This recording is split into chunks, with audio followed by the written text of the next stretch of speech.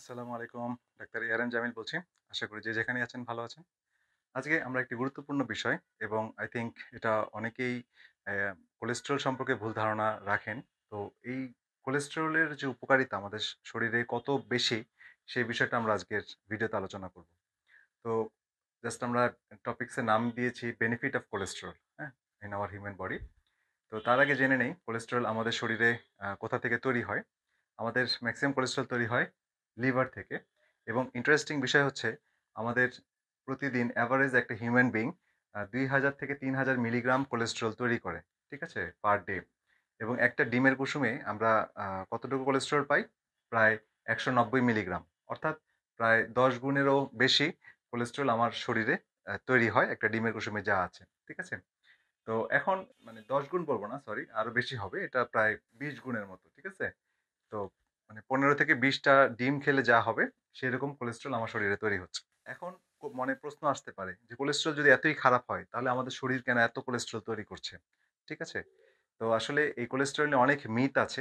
তো আমি আলোচনার ফাঁকে রেফারেন্স গুলো দিব এবং একটা বই আমি আপনাকে সাজেস্ট করব। এই বইটা আপনারা পড়বেন। আ সবার জন্যই চিকিৎসক এবং সাধারণ আ সচেতন মানুষ সবাই পড়তে পারবেন। এবং এখানে এই কোলেস্টেরল সম্পর্কে যে ভুল ধারণা বা ভ্রান্ত ধারণাগুলো আছে, সেগুলো অনেকটাই কেটে যাবে। তো যাই হোক আমরা মূল আলোচনায় আসি। তো কোলেস্টেরল আসলে আমাদের শরীরে কি কাজে লাগে? তো যদি আমরা ১ম এ ১ নাম্বার কজ ধরি বা ১ নাম্বার উপকারিতা ধরি, সেটা হচ্ছে এটা আমাদের বাইল সিনথেসিস করতে সাহায্য করে। বাইল কি? বাইলটা হচ্ছে পিত্ত, পিত্তরস সেটা আমাদের লিভার থেকে তৈরি হয়, গলব্লাডারে সঞ্চিত থাকে। এটা কি করে? এটা হচ্ছে আমাদের ফ্যাটকে ইমালসিফাই বা ফ্যাটকে আ গলাতে সাহায্য করে এবং যেটার কারণে ফ্যাট সলিউবল যে ভিটামিন আছে, vitamin A, D, E, K এগুলো বডিতে অ্যাবজর্ব হতে সাহায্য করে। অর্থাৎ বাইল যদি তৈরি না হয়, প্রপারলি যদি নিঃসৃত না হয়, তাহলে এই ভিটামিনগুলো A, D, E, K এই ভিটামিনগুলো আমাদের শরীরে প্রবেশ করবে না। আরেকটা হচ্ছে এসেনশিয়াল ফ্যাটের মধ্যে খুব গুরুত্বপূর্ণ ফ্যাট হচ্ছে DHA, EPA এবং ওমেগা 3, হ্যাঁ? যেগুলো আমাদের বিল্ডিং ব্লক হিসেবে কাজ করে, অ্যান্টি ইনফ্ল্যামেটরি হিসেবে কাজ করে এবং অন্যান্য হরমোনের প্রিকারসর হিসেবে কাজ করে।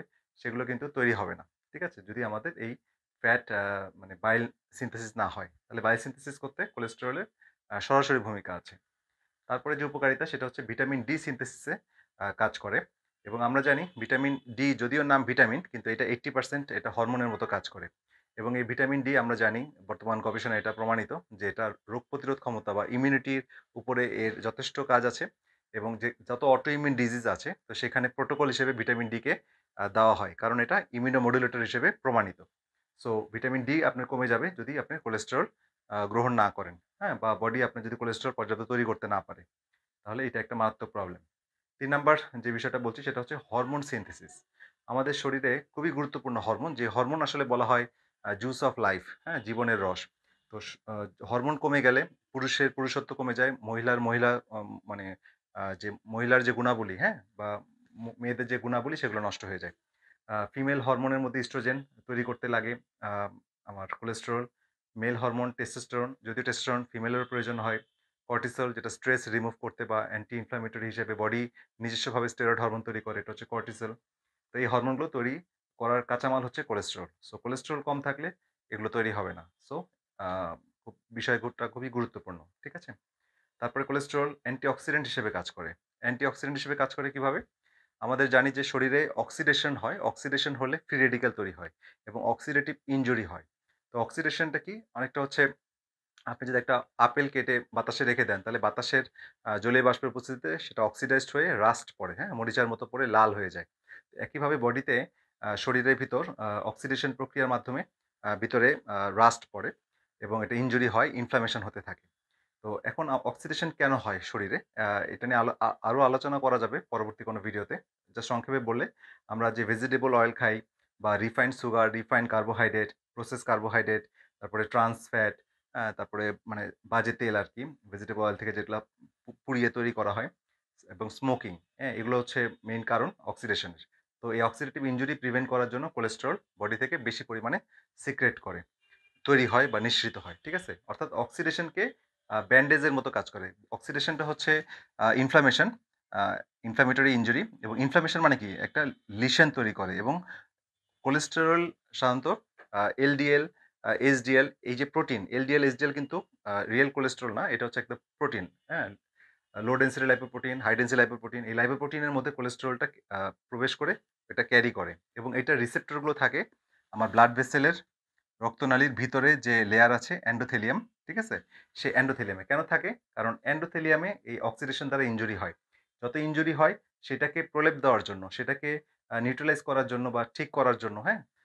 কোথাও কেটে গেলে যেমন প্রলেপ বা ব্যান্ডেজ লাগাতে হয়, একইভাবে কন্টিনিউয়াস যদি ইনফ্লামেশন চলতে থাকে, সেটা যত ইনফ্লামেশন চলবে আমার লিভার কিন্তু কোলেস্টেরল ততই তৈরি করতে থাকবে, ততই তৈরি করতে থাকবে। ইন্টারেস্টিং বিষয় হচ্ছে আমরা খেয়ে কিন্তু 20% এর বেশি কোলেস্টেরল সাধারণত বাড়াতে পারব না। আমাদের 80% কোলেস্টেরল লিভার থেকে তৈরি হয়। সুতরাং আমাদের যে একটা ভয় বা মিথ আছে যে কোলেস্টেরল খেলে কোলেস্টেরল বাড়ে। বিষয়টা কিন্তু একটা মিথ, হ্যাঁ? প্রচলিত ধারণা, বাট এটা ট্রুথ না। হ্যাঁ? গবেষণায় এটা প্রমাণিত না। তো আমাদের লিভার কোলেস্টেরল তৈরি করে 80%। সো আ আমাদের মূল সমস্যা হচ্ছে ইনফ্লামেশন, হ্যাঁ? অক্সিডেশন, ইনফ্লামেশন, সেইটা যতই থাকবে কোলেস্টেরল ততই বাড়বে। ঠিক আছে? খাওয়ার কারণে কোলেস্টেরল বাড়ছে না। আচ্ছা, যাই হোক এই বিষয়টা খুব ইম্পোর্টেন্ট। তারপরে যে বিষয়টা হচ্ছে নার্ভাস সিস্টেম। আমাদের যে নিউরন আছে, নার্ভাস সিস্টেমের মধ্যে সেন্ট্রাল নার্ভাস সিস্টেম এবং peripheral nervous system. Central nervous system হচ্ছে ব্রেইন এবং স্পাইনাল কর্ড এবং পেরিফেরাল নার্ভাস সিস্টেম হচ্ছে যে স্পাইনাল নার্ভগুলো বা পেরিফেরাল নার্ভগুলো আছে হাতে, পায়ে, ট্রাঙ্কে, অন্যান্য জায়গায়, ঠিক আছে? লিম্বসে এবং অন্যান্য অর্গানে। তো এখন এই আ সেন্ট্রাল নার্ভাস সিস্টেমের মধ্যে যে ব্রেইন, এই ব্রেইনের 50% হচ্ছে ফ্যাট এবং 50% হচ্ছে কোলেস্টেরল। তাহলে বুঝেন ব্রেইনটা মানে ধরতে গেলে অর্ধেকই কোলেস্টেরল। সো কোলেস্টেরল যদি আপনি কম খান বা কোলেস্টেরল আপনার শরীরে যদি কম তৈরি হয়, তাহলে কি হবে? আ আবার ব্রেইন কিন্তু অ্যাট্রফি হয়ে যাবে। ব্রেইনের ফাংশন গুলো হবে না ঠিকমতো। ঠিক আছে? এছাড়া যে সিনাপসিস, ২ টা নিউরনের মধ্যে যে জাংশন, আদান-প্রদান হয়, তথ্যের আদান-প্রদান, সেই জায়গার যে আ লেয়ার গুলো সেখানে তৈরি করতে কোলেস্টেরলের গুরুত্বপূর্ণ ভূমিকা আছে। কোলেস্টেরল অবশ্যই সেখানে প্রয়োজন। এবং মায়োলিন শীথ, মায়োলিন শীথ হচ্ছে নার্ভের যে ইনসুলেশন থাকে, আবরণ থাকে, ঠিক আছে? যেটার বিভিন্ন অটোইমিউন ডিজিজে প্রবলেম হয়। তো সেখানে সেটার আবরণটা তৈরি করতে হয় প্রয়োজন কোলেস্টেরল। সো কোলেস্টেরল না থাকলে কিন্তু ইনফ্লামেশন হয়। যেমন ১০,০০০ ভোল্টেজের কারেন্টের তার যদি আমরা দেখি বাসার সামনে, সেখানে কিন্তু হাত দিলে শর্ট শক লাগবে এবং মানুষ মারা যাবে। কিন্তু অ্যা এই তারগুলোকে ইনসুলেশন অর্থাৎ অপরিবাহী পদার্থ, সাধারণত প্লাস্টিক বা এই জাতীয় পদার্থ দিয়ে ঢেকে দেওয়া হয়। যেন এখানে বিপদ না ঘটে।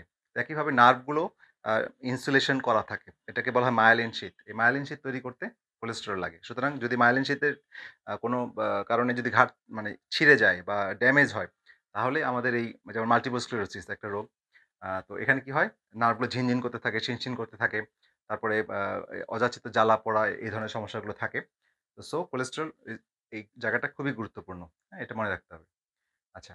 তো এখন আরেকটা ইম্পোর্টেন্ট যে লাস্ট যে কথাটা বলছি, যে কোলেস্টেরলের সেলের মধ্যে ভূমিকাটা কি? এটা সবচেয়ে গুরুত্বপূর্ণ। সেল আমাদের প্রত্যেকটা কোষ নিয়ে তো আমরা তৈরি। ঠিক আছে? আমার ট্রিলিয়ন, ট্রিলিয়ন কোষ নিয়ে আমরা তৈরি। তো কোষের মধ্যে সেলের বাইরে অংশ থাকে সেল মেমব্রেন আর ভিতরে থাকে নিউক্লিয়াস এবং সেল অর্গানেল। হ্যাঁ? তো এখন সেলের মধ্যে কয়েকটা ফ্যাক্ট আমরা জানি। সেলের লেয়ার গুলো যে ২ টা লেয়ার থাকে বাই লেয়ার বা ২ টা লেয়ার বলে, সেটা কোলেস্টেরল দিয়ে তৈরি। তারপরে 40% শরীরে যত কোলেস্টেরল আছে তার 40% এই সেল মেমব্রেন তৈরিতে ব্যয় হয়ে যায়। প্রত্যেকটা কোষের আবরণ তৈরি করতে এই কোলেস্টেরল গুলো ব্যয় হয়। আর 90% এর টোটাল সেলের যে ভলিউম তার 90% ই হচ্ছে কোলেস্টেরল। ঠিক আছে? কত গুরুত্বপূর্ণ। ঠিক আছে? তারপরে হচ্ছে এটা একটা ডায়নামিক, ভেরি ডায়নামিক এবং ডায়নামিক মানে হচ্ছে এটা মানে মুভ করতে থাকে। সেল মেমব্রেন তো স্ট্যাটিক না। মানে এক জায়গায় স্থির থাকে না। সেল মেমব্রেনটা 3D মডেলে আমরা দেখি যেটা ডায়নামিক এবং এটা প্রোটেক্টিভ অর্থাৎ এত প্রোটেকশন লেয়ার করে যেমন পানি সহজে ভিতরে ঢুকতে পারে না ফ্যাট ক্রস করে, যেকোনো জীবাণু ঢুকে যেতে পারে না, হ্যাঁ? কোনো কিছু সিলেক্টিভ ভাবে ঢুকতে পারে। মানে কোনো ইচ্ছামতো এটা সেলের মধ্যে প্রবেশ করতে পারবে না। এই যে বাধা দেওয়া এটা কোলেস্টেরলের একটা গুরুত্বপূর্ণ ভূমিকা আছে। এছাড়া সেল মেমব্রেনের মধ্যে অনেকগুলো উপাদান তৈরি করতে কোলেস্টেরল লাগে। যেমন receptor.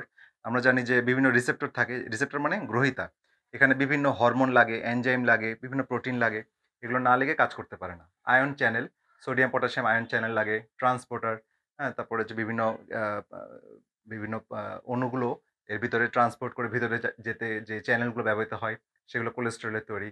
Ion pump, sodium, potassium পাম্পগুলো কোলেস্টেরলের তৈরি।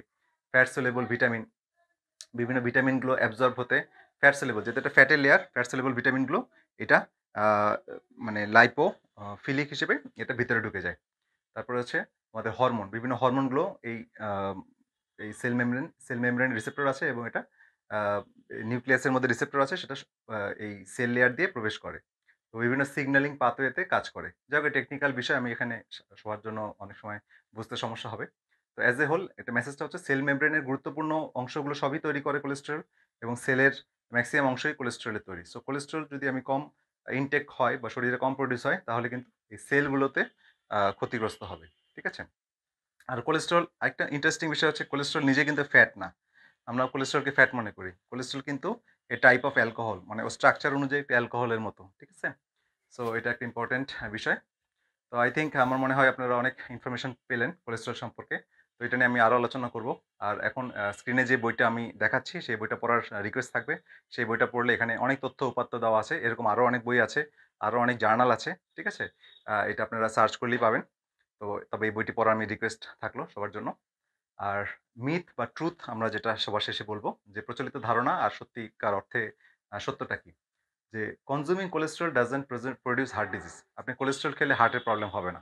ঠিক আছে? এই কথাটা মাথায় রাখতে হবে। এটা আমার কিন্তু প্রচলিত ধ্যান ধারণার বাইরের কথা মনে হতে পারে। বাট এটা গবেষণায় প্রমাণিত। কারণ হার্টের বা ব্লাড ভেসেলের মেইন প্রবলেম হচ্ছে ইনফ্লামেশন।